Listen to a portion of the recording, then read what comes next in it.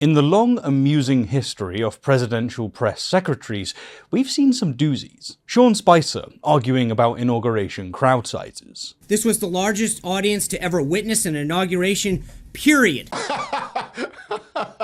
No. Sarah Huckabee Sanders claiming Trump never encouraged violence. The president in no way, form or fashion has ever promoted or encouraged violence, if anything. Knock the crap out of him, would you? Seriously. Like to punch him in the face, I'll tell you. Kayleigh McEnany promising never to lie. I will never lie to you. You have my word on that. We want every legal vote to be counted, and we want every illegal vote to be... I just think we have to be very clear. She's charging, the other side is welcoming fraud and welcoming illegal voting. But Caroline Leavitt, she is in a league of her own. You see, while the US economy burns from self-inflicted tariff wounds, while farmers lose their livelihoods, while consumers pay thousands more for basic goods, Leavitt stands at that podium every day with a smile that would make a Stepford wife uncomfortable, telling everyone that it's just wonderful. There is so much good news flowing out of this administration every day. It's definitely hard for the media to keep up with. They don't know how to cover this administration. They are grasping at straws. Honey, we're grasping at our wallets and hard-earned pensions as they rapidly empty thanks to your boss's economic illiteracy. Not to worry though, children. According to Miss Leavitt, Trump's disastrous tariff policies aren't just working, they're working overtime. They're generating a flood of eager trade partners. Very soon, more than 75 countries have reached out to the administration. More than 15 offers are on the table. And the president's trade team and the president himself are working very hard to negotiate tailor-made trade deals with every country that has reached out. 75 countries, you say? 15 offers? Such specific numbers must be true, right? Very soon, more than 75 countries have reached out to the administration. More than 15 offers are on the table. And the president's trade team and the... Except they're not. When pressed for details about these mysterious 75 countries and their offers, the White House has provided exactly zero. Not one single country has confirmed Leavitt's claim.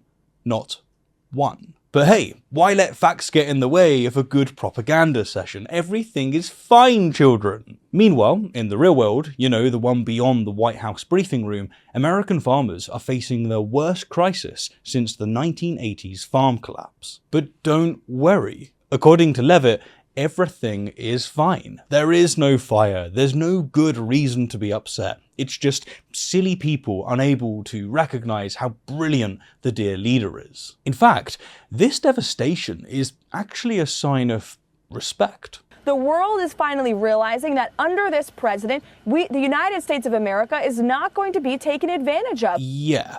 Nothing says not being taken advantage of, quite like paying $4,700 more per household annually because of the tariffs. Watching retaliatory tariffs destroy export markets. China alone has a 125% tariff on the US, contemplating having to create a $42 billion taxpayer bailout to farmers hurt by the tariffs that Trump decided to put in, triggering the largest stock market volatility since 2008. The truly heartbreaking part of Leavitt's performance isn't just the lies, it's the sheer audacity of suggesting these policies are helping everyday Americans. The American people and small business owners and CEOs on Wall Street and owners on Main Street and manufacturing workers are going to be better off because of the economic agenda of this president. The Trump tariffs aren't making America wealthier. They're transferring wealth from regular people to Trump and his pals. When Target and Walmart raise prices by 20% due to tariffs, that money doesn't magically disappear. It goes from your pocket to theirs. The Atlanta Federal Reserve's GDP Now model now forecasts a 2.4% contraction in US GDP for the second quarter of 2025. But don't expect Leavitt to mention that. Instead, she's busy orchestrating what might be the most shameless bootlicking session in presidential history. So thank you, Mr. President. We're going to grow this economy. We're going to keep our focus on the American worker. All just this week under your leadership, Mr. President. We understand our mission, and at the Trump EPA, we're going to make you proud. And again, just the relationships here and the honor and respect we have for each other is a reflection of you and your leadership. So I just wanted to say that first. Well, Mr. President, thank you for your leadership at the border. Does anyone else need a shower after watching that? This isn't governance, it's a cult initiation. And Leavitt, high priest of the MAGA worship service, glowingly describes this spectacle. And every cabinet secretary is a rock star. They are passionate about the issues they are leading on, and they are delivering on exactly what President Trump called upon them to do. Rock stars, please just stop, okay? Get some help. Watching adults grovel like this makes me want to wash my eyes with bleach. We've got to get out of this stench!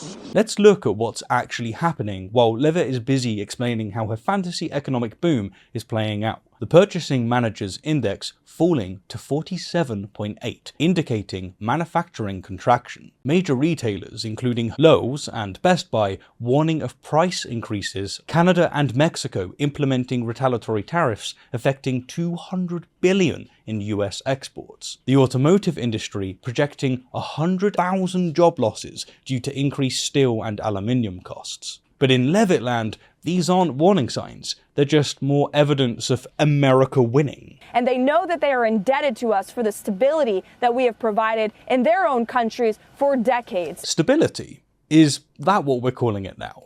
Trump has alienated nearly every US ally, launched trade wars on multiple fronts simultaneously, withdrawn from international agreements, and created the most volatile economic environment in a generation. If that's stability, I'd hate to see what chaos looks like.